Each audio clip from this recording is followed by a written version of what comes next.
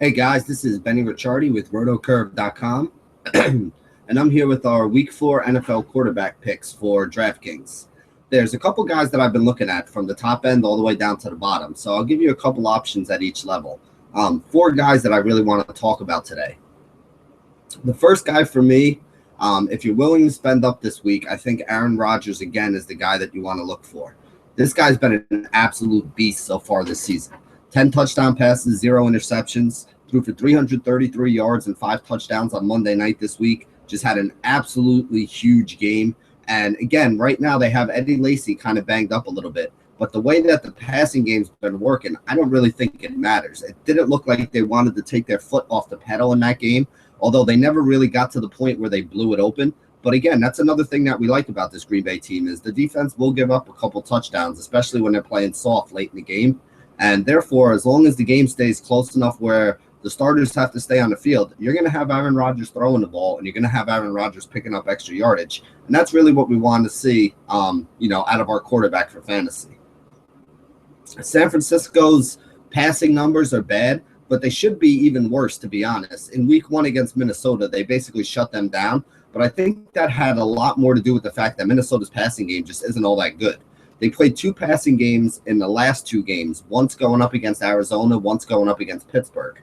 They allowed 369 yards and 307 yards in those 2 games. So it's not like a good passing team can't go in there and throw the ball all over the San Francisco defense. Ben Roethlisberger did it before he went down. Last week we saw Carson Palmer do it, and I think this week Aaron Rodgers is going to have his chance to go and have a big game against this team.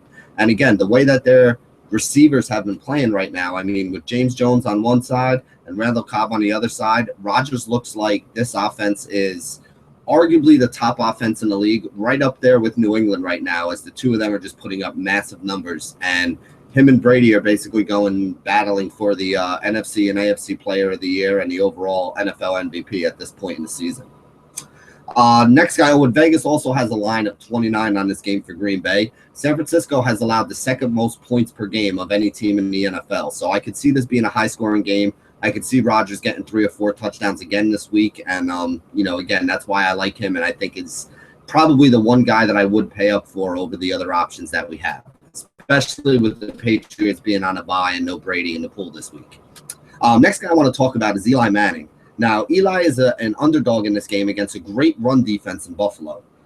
Passing yards allowed-wise, the Giants and Buffalo are 1 and 2 in the league, which leads me to believe there's going to be a lot of passing in this game. And when we see a lot of passing, we usually see a lot of plays run, and we usually see the quarterbacks get a little bit above their normal averages. So I actually like Tyrod Taylor and Eli Manning a little bit in this game to be throwing through the air.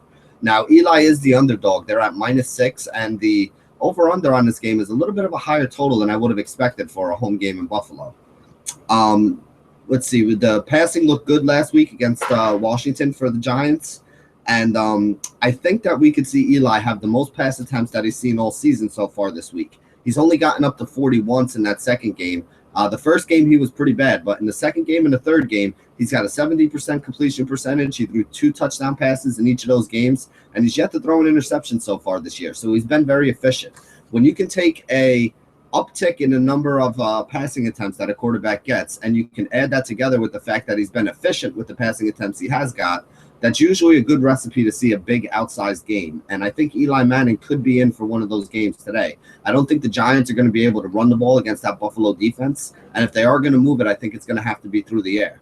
There's also talk that he's going to get some of his weapons back. Victor Cruz is supposed to make an appearance this weekend. The Giants have also brought in guys like Wes Welker and Hakeem Nicks, who they've been trying out because they're looking for other receivers now that they cut Preston Parker. So you may even see some other familiar faces back in there, and I think Eli is going to be a good play this week. Next guy is, and it's not just because he helped me win a lot of money this weekend, but I'm going to leave Andy Dalton in as one of the quarterbacks I'm looking at. He's still very cheap on almost every site that they're playing on. And basically right now, if you've watched those Cincinnati games, you're seeing a lot more Gio Bernard in there. Gio Bernard is a back that, Jeremy Hill is basically the guy who they're just going to run between the tackles, smash it up the middle, grind out some yards for him, and that's about it. But Gio, on top of running and getting to the outside, he's also a very good pass catcher. So when Gio's in the game, I feel like they're looking to pass the ball a little bit more. And, I mean, you can't really blame them. Excuse me. if you look at the options that he has on the outside to throw to, you got A.J. Green on one side. You got Marvin Jones and Mohamed Sanu as the other guys. You got Tyler Eifert as your tight end. And if you have Gio Bernard in there at running back, that's 5 really, really solid above-average pass catchers that Andy Dalton has to throw the ball around to. So far this season, Dalton has been great. Again, last game he had 3 touchdowns through the air, another one rushing. A couple games before that, he's had 2 or 3 touchdowns. So it's not like this guy has been struggling so far this season. I think he has 8 total touchdown passes already. I'm not sure if he's even thrown an interception, to be honest. He is really looking good running that Bengals offense right now. They have a matchup against Kansas City, who has been stopping the run pretty good. And even though they have a good pass rush, they've been getting thrown on a lot this year for a lot of big yardage. Since he's at home, KC is one of the highest scoring teams in the league. They've allowed the 4th most points to any team in the league. So I do see Cincinnati putting some points up on the board here. And basically in this game, I think what's going to wind up happening is Cincinnati is going to be unable to find room on the ground running with Jeremy Hill. They're going to go to Gio Bernard. They're going to open it up a little more. They're going to start passing a little more. And again, we saw what happened last week when this team throws it around. When you got guys like Eifert, A.J. Green, all the other receivers, the guys out of the backfield that we talked about, you could rack up some passing yards really, really fast, and you could also get a couple touchdowns out of it because they do have guys that are playmakers that can get the ball into the end zone and make plays in one-on-one coverage. So I really like this Cincinnati team this week, and I think that Andy Dalton at a cheap price could be somebody who's in for another big game. I don't know if he's going to put up almost 40 points like he did in week 3, but I do think that he's going to be able to get you over 20, which is going to give you really good value for the asking price that they have on him.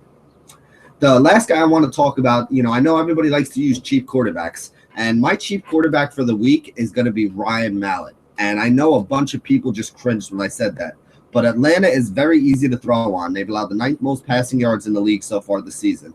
The over-under in that game is 47.5.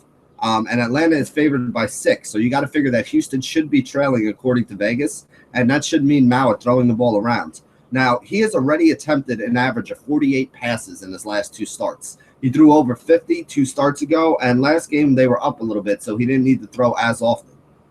Atlanta is the 3rd highest pace team in the league. They get off the 3rd most plays at 69.7 a game.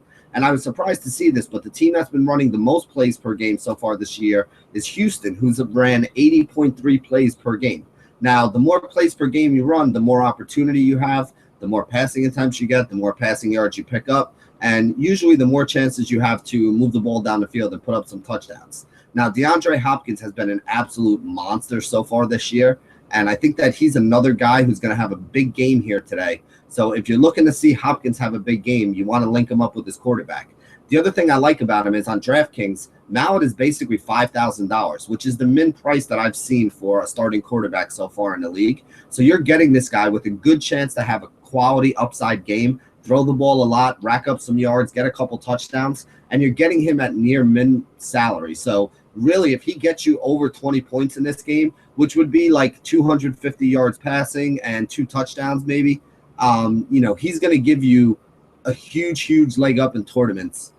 Again, he's somebody who's not safe enough for me to say I think we should use him in cash games. But even at that price in a cash game, if you need to fit in some big studs who you're sure are going to have some big games on the day, I think Ryan Mallett is probably going to be the way to do it. Link him up with a guy like DeAndre Hopkins, who I like a lot this week, and we'll talk about in the wide receiver video.